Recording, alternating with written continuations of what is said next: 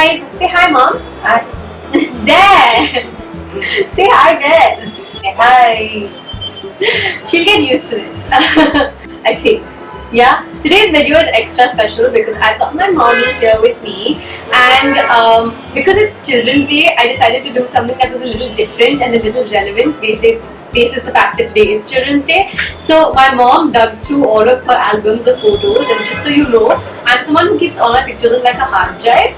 My mom keeps hard copies of everything. So this is like many years worth of photos that she sifted through, and she went through the Anam drawer and pulled out a bunch of pictures, right? Yeah. And then we sat together and sifted out our top 10 Anam's childhood moments, so to speak. So we've sifted through and we found our top 10 moments to share with you guys. I feel like because it's Children's Day, I feel like I want to go back into my childhood and the things that we did together as mom and daughter. So we're going to share with you our top 10 moments. Let's dive right in, mom. Yeah. Sure. Okay. So to start with, do you want to lead this story? These are the pictures that we're going to talk about first. So this is Anam's first birthday pictures. The first birthday picture, and this is the one which was, she was 1.5 and she won her first prize for dancing. It was a Christmas party in our building society. What was I dancing to? I don't remember the song, but it was a Christmas party in the society.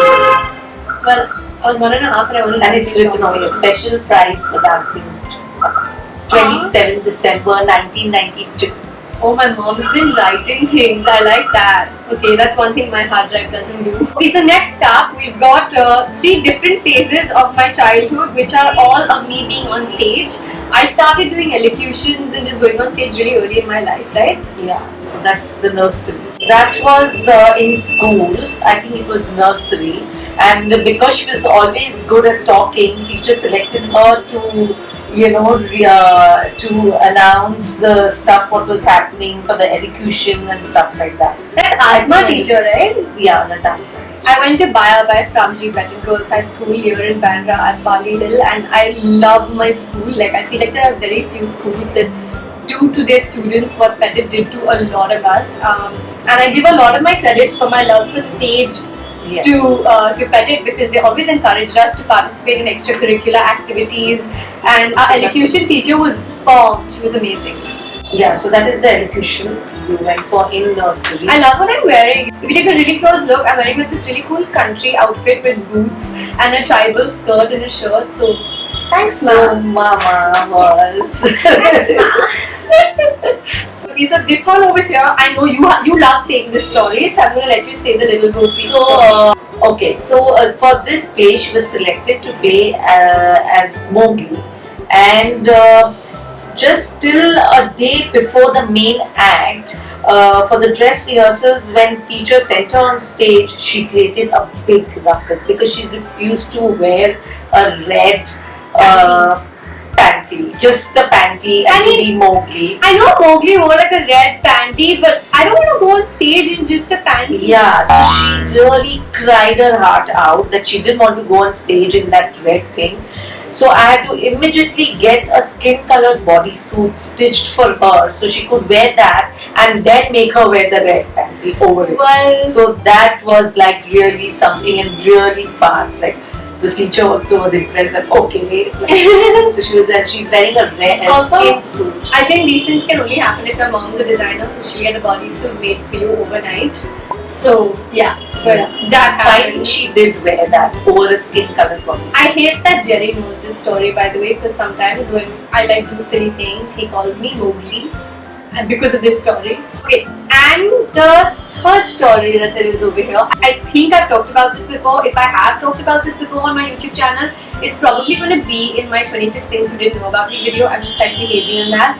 But coming to this picture, it's basically when my mom turned me into a tandoori chicken for a fancy dress. With a lot of help of Sabina ji. So Yeah. I give her a lot of credit for that and the lines which she gave you. How did you do this, ma? Because I feel like a lot of people might be interested in making their kids do this. So it was that tandoori color bodysuit which I made you wear and lie down with, with the aluminum foil mittens.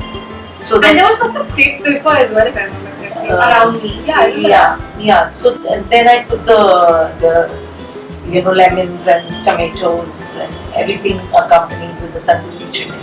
I think this fancy dress was really good. Though initially when she went on stage she was crying, Yeah. but then finally she did sing the lines. If I remember correctly, I went on stage and I cried, and then because I cried and I got nervous, Gopa teacher allowed me to go back at the end, and I won first prize, or was it second prize? I think it was, I don't know whether it was first or second, but I know I won something for this, and I also remember that if Yes. it wasn't for my teacher who was nice enough to give me a second go at it after I cried the first time, I wouldn't have been able to win the award for this. But then you said it well.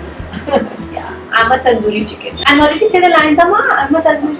Now, yummy, something yummy, eat me up with lime, something, I don't remember now exactly, but... And another, I don't have the picture for this right now, but I will add the picture here for you guys. I think one of the other times I was part of some school dance, was when I became this Koliwari. What's it called? Kolan. Yeah, I had become like a Machiwari, right? Yeah. I remember this very clearly because when we decided to do all of this, that was Jerry's first reminder. He was like, oh my god, remember when you were a Machiwari, you have to talk about that. So, well, we can't not talk about that. That was for my annual day. So I think that Maushi made you wear that Maharashtrian sari. Was that for my annual day? I think it was some dance. Yeah, because I remember, I think it was my annual day because for some reason I remember Miss Rachna Todibala, my dance teacher back in second standard, and I know I had Kudrat Meher next to me and Khushbu next to me, which are all friends of mine. With Kudrat. Yeah, so I this is coming back to me because I've seen pictures of this over the years. All my friends from school, from my batch being around me in that picture. So, okay, going over to this, now I feel like this is something that's a little unique because I don't know too many people who did this. My mom, because she's been a designer for 25 years now, one of the advantages of having a designer mom is that she can make you absolutely anything you like. If you know me well enough, you know how much I love Bollywood and Bollywood movies and songs. So let me see if you guys can guess this. I'm going to show you both these outfits, and if you can tell me which songs these are from like the 90s. Pause your video here, comment below and tell me which song you think it's from, okay? Okay, so here are the answers in case you want to check whether you got it right.